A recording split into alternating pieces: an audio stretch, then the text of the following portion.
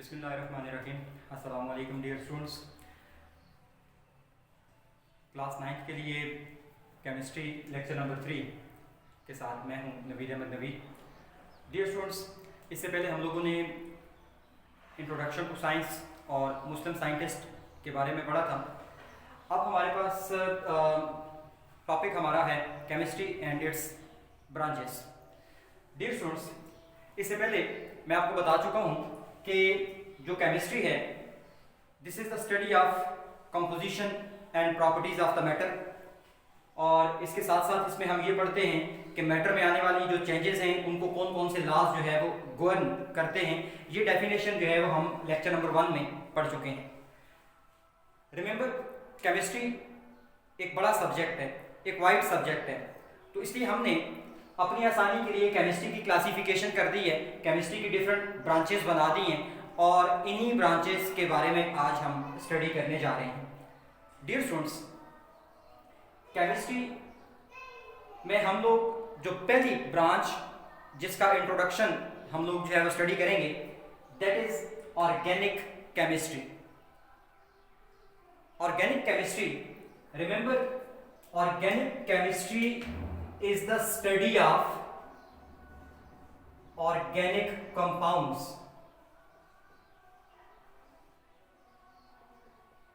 Is the study of organic compounds. Now, what is meant by organic compounds? Dear students, organic compounds are the compounds of carbon. Compounds of carbon.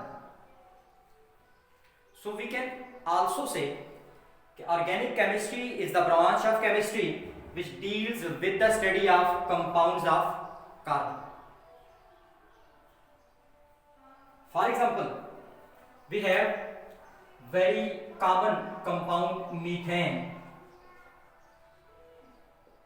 having formula CH4. Students, आप देख सकते हैं कि एक ऐसा compound है जिसमें carbon है और उसके साथ हाइड्रोजन है। तो हमने अभी कहा है कि जितने भी कंपाउंड्स हैं कार्बन के वो सारे के सारे ऑर्गेनिक कंपाउंड्स कहलाएंगे, और इन ऑर्गेनिक कंपाउंड्स की जो स्टडी है वो ऑर्गेनिक केमिस्ट्री कहलाती है। अब अगर हम लोग इस कंपाउंड के हवाले से इंफॉर्मेशन लेते हैं, इस कंपाउंड को जो है वो स्टडी करते हैं, तो इट्स मीन के we are studying organic chemistry. लेकिन स्टूडेंट्स, ये बात भी ध्यान में रखिएगा कि मेजॉरिटी ऑफ कार्बन कंपाउंड जो है वो ऑर्गेनिक ही हैं, लेकिन चंद एक ऐसे कंपाउंड भी हैं विच कंटेन कार्बन, लेकिन उनको ऑर्गेनिक जो है वो नहीं कहा जाता। For example, we have carbon dioxide, carbon monoxide और सम साल्ट्स, कार्बोनेट्स एटसेट्रा। ये चंद एक ऐसे कंपाउंड्स होंगे जिनमें कार्बन जो है वो मौजूद है, लेकिन इन कंपाउंड्स में ऑर्गेनिक कंपाउंड्स की चूंकि जो बेसिक या फंडामेंटल प्रॉपर्टीज हैं वो एग्जिस्ट नहीं करती, तो कार्बन होने के बावजूद जो है वो इन कंपाउंड्स को हम लोग ऑर्गेनिक कंपाउंड नहीं कहते। एक वजह ये। दूसरी रीजन ये है कि ऑर्गेनिक कंपाउंड्स कहा जाता है हाइड्रोकार्बन्स और उसके डेरिवेटिव्स को, हाइड्रोकार्बन एंड डेरिवेटिव्स। अब ये हाइड्रोकार्बन्स का मतलब है compound containing only carbon and hydrogen like methane. इनको हम हाइड्रोकार्बन्स कहते हैं। तो हाइड्रोकार्बन्स और उनके जो डेरिवेटिव्स हैं इनको हम लोग ऑर्गेनिक कंपाउंड्स कहते हैं। तो dear students, these are not the derivative of hydrocarbon, या इटसेल्फ जो है ये हाइड्रोकार्बन्स नहीं है, तो इसलिए इनको हम ऑर्गेनिक कंपाउंड्स का नाम नहीं देते। तो once again I am going to define organic chemistry कि branch of chemistry we deal with the study of organic compounds और कंपाउंड ऑफ कार्बन और hydrocarbon and their derivatives. Second one is inorganic compounds. देखिए, organic compounds को हम study करते हैं organic chemistry में, लेकिन कंपाउंड सिर्फ ऑर्गेनिक के तो नहीं है, ऑर्गेनिक ही तो नहीं है, या कार्बन ही के कंपाउंड्स तो नहीं है। तो कार्बन के अलावा बाकी जितने भी एलिमेंट्स हैं उन सब के कंपाउंड्स की जो स्टडी है वो इनऑर्गेनिक कंपाउंड केमिस्ट्री कहलाती है। Branch of chemistry will deal with the study of compounds other than carbon. For example, if we study water, if we study, let's say, ammonia, so these are the compound which don't contain carbon, so इनकी जो study है वो inorganic chemistry कहलाएगी। इसी तरह dear students, तीसरी branch हमारे पास जो केमिस्ट्री की है वो हमारे पास है जी फिजिकल केमिस्ट्री। और फिजिकल केमिस्ट्री जो है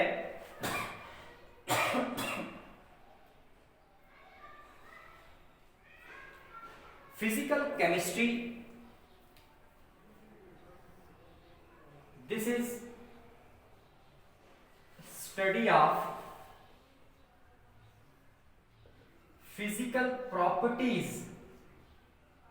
ऑफ कंपाउंड्स। ना एक बात कि हम कंपाउंड की फिजिकल प्रॉपर्टीज को जो है वो स्टडी करते हैं। सेकेंड वन, हम फिजिकल प्रॉपर्टीज और इनका जो रिलेशनशिप है विद द केमिकल प्रॉपर्टीज, इसको हम जो है वो स्टडी करते हैं इन फिजिकल केमिस्ट्री। तो branch of study will deal with the branch of chemistry will deal with the study of physical properties and their relationship with chemical properties or chemical composition. This is called as physical chemistry. Third one is biochemistry.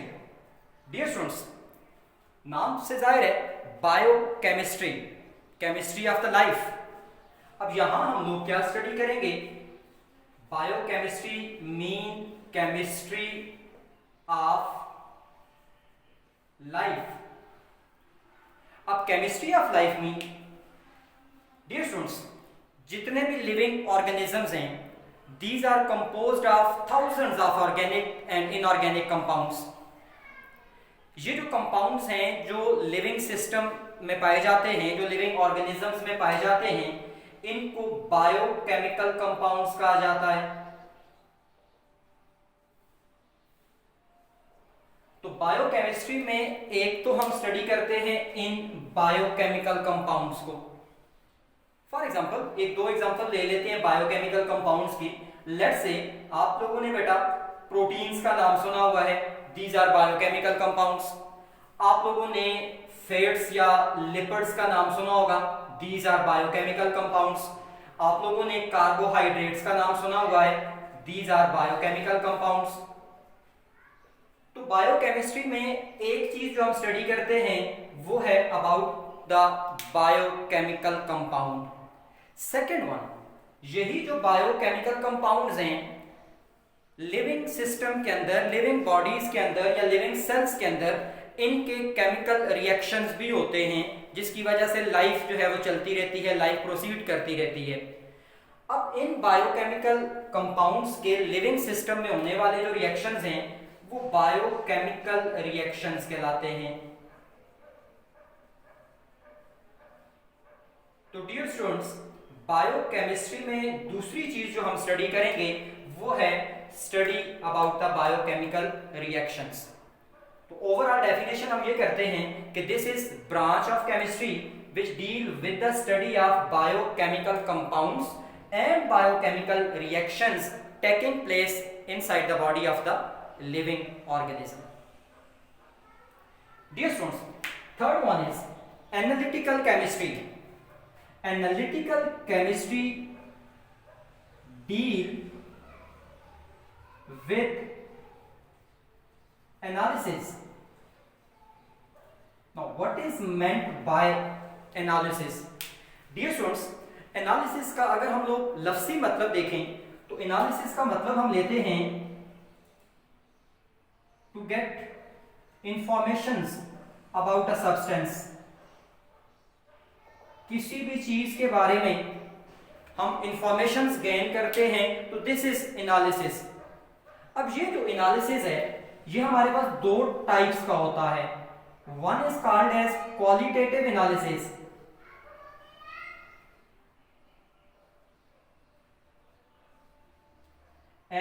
other one is called as quantitative analysis.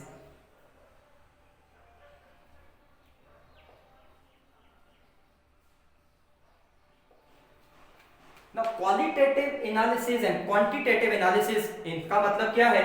तो dear students, qualitative analysis mean just identification of the components of a substance. कि आपको एक unknown substance या unknown compound जो है वो दिया जाता है, तो आप उसका एनालिसिस करते हैं और सिर्फ ये बताते हैं कि ये जो गिवन सैंपल था, अननोन सैंपल था, इसमें फला फला एलिमेंट्स, फला फला कंपोनेंट्स मौजूद हैं. लेट्स से आपको एक कंपाउंड दिया जाता है, हमें नहीं पता वो कंपाउंड कौन सा है, हम लेबोरेटरी के अंदर उसका क्वालिटेटिव एनालिसिस करते हैं, डिफरेंट केमिकल टेस्ट करते हैं, और आफ्टर टेस्ट हम इस रिजल्ट पे पहुंचते हैं कि जो गिवन कंपाउंड था या गिवन सैंपल जो था, इट कंटेन सोडियम मेटल और sodium ion, and it also contain chloride ion. तो इसका मतलब ये हुआ कि हमारे पास जो सैंपल हमें दिया गया था वो सोडियम क्लोराइड का सैंपल था. तो हमने by qualitative analysis, by different types of chemical test, हमने आइडेंटिफाई कर लिया कि गिवन कंपाउंड में एक सोडियम आयन था और साथ क्लोराइड आयन था.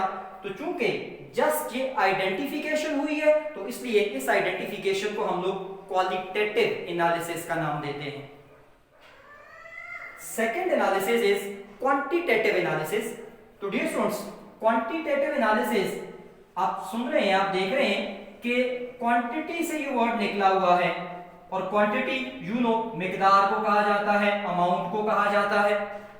अब हमने जब क्वालिटेटिवली एनालाइज कर दिया एक कंपाउंड को, तो उसके बाद अगला स्टेप ये है कि हमसे ये कहा जाए कि कितनी अमाउंट में जो है ना वो फला फला कंपोनेंट जो है वो मौजूद है. तो ये जो अमाउंट्स हमने फाइंड करनी है, अब अमाउंट्स क्या हो सकती हैं जी? अमाउंट्स परसेंटेज हो सकती है, अमाउंट किसी चीज का मास हो सकता है, अमाउंट किसी चीज के नंबर ऑफ एटम्स और नंबर ऑफ मॉलिक्यूल्स हो सकते हैं. तो ये अमाउंट्स हमने किसी तरीके से फाइंड करनी है या कैलकुलेट करनी है, तो ये वाला जो एनालिसिस है वो क्वांटिटेटिव एनालिसिस कहलाएगा. तो analytical chemistry deals with qualitative as well as quantitative analysis, और इसके साथ साथ इसी में हम ये भी पढ़ते हैं कि इन दोनों टाइप्स के एनालिसिस के लिए कौन कौन सी टेक्निक्स और कौन कौन से इंस्ट्रूमेंट्स यूज किए जा सकते हैं. तो study of qualitative and quantitative analysis as well as techniques and instruments used for this purpose is called as analytical chemistry. Dear students, next branch हमारे पास जो केमिस्ट्री की है वो है इन्वायरमेंटल केमिस्ट्री. नाम से जाहिर है बेटा कि केमिस्ट्री रिलेटेड है with environment.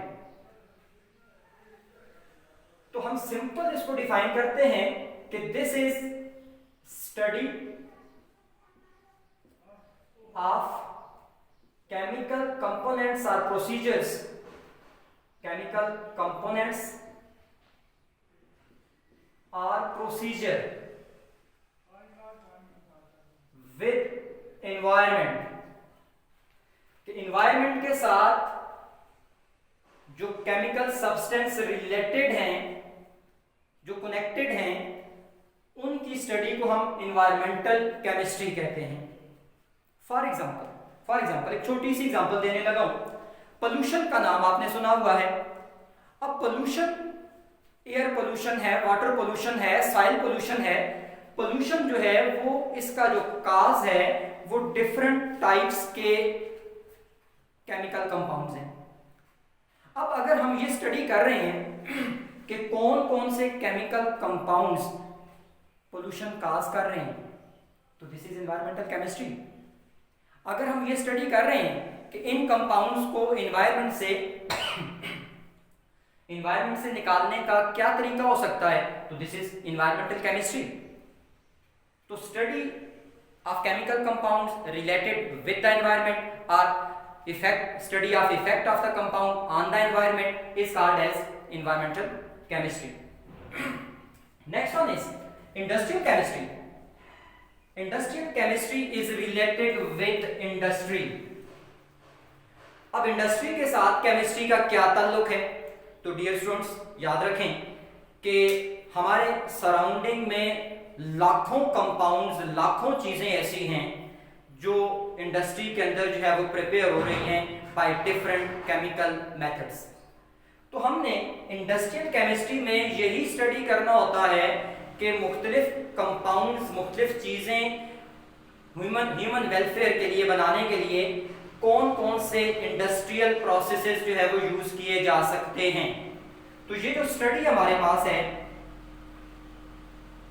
Study of industrial processes for the preparation of different chemical substance, this is called as industrial chemistry. For example, अगर हम मेडिसिन की बात करें तो बेटा लाखों मेडिसिन हैं इंडस्ट्रीज के अंदर तैयार हो रही हैं। अब ये जो मेडिसिन इंडस्ट्री के अंदर तैयार हो रही हैं इटसेल्फ बहुत सारे केमिकल कंपाउंड्स हैं और इनको एक प्रॉपर इंडस्ट्रियल प्रोसेसेस से एक स्पेसिफिक मेडिसिन जो है वो बनाई जा रही है। सिमिलरली अगर हम कॉस्मेटिक्स की बात करें तो डिफरेंट टाइप की जो कॉस्मेटिक्स हैं वो सारी की सारी जो है वो मुख्तलिफ किस्म के केमिकल कंपाउंड्स पे बेस कर रही हैं। अब उन केमिकल कंपाउंड्स को हम डायरेक्ट अप्लाई नहीं कर सकते, हम जो है उन केमिकल कंपाउंड्स को डिफरेंट इंडस्ट्रियल प्रोसेसेस से गुजार के हम एक खास किस्म की कॉस्मेटिक जो है वो तैयार कर देते हैं। तो इस तरह के लाखों प्रोसेसेस इंडस्ट्री में यूज हो रहे हैं मुख्तलिफ किस्म की सब्सटेंसेस तैयार करने के लिए। तो ये सारे प्रोसेसेस की जो स्टडी है this is called as industrial chemistry. Now last one is nuclear chemistry. Nuclear chemistry is related with the nucleus of the atom. Nucleus of atom. Dear students, हम जानते हैं कि एक सिंगल जो एटम है it is composed a central small part which is called as nucleus. और इस nucleus के अंदर जो दो फंडामेंटल पार्टिकल्स हैं उनमें एक न्यूट्रॉन है और दूसरा प्रोटॉन है. अब during some nuclear reactions nucleus के अंदर कुछ चेंजेस आती हैं. अब ये न्यूक्लियस में आने वाली जो चेंजेस होती हैं इनको कलेक्टिवली स्टडी किया जाता है न्यूक्लियर केमिस्ट्री में. So we can define as branch of chemistry which deal with the study of nuclear changes or changes occurring inside the atomic nucleus. Students, ये हमारे पास केमिस्ट्री की चंद एक ब्रांचेस हैं, मेजर ब्रांचेस हैं हमारे पास जिनके बारे में हमने स्टडी किया. आई होप कि इसमें तक सारे का सारा जो है वो आपको अच्छी तरह से समझ आ गया होगा. इंशाल्लाह इसके बाद हम लोग जो है वो अपना नेक्स्ट टॉपिक जो बेसिक डेफिनेशंस हैं वो स्टार्ट करेंगे. Thank you so much. Allah Hafiz.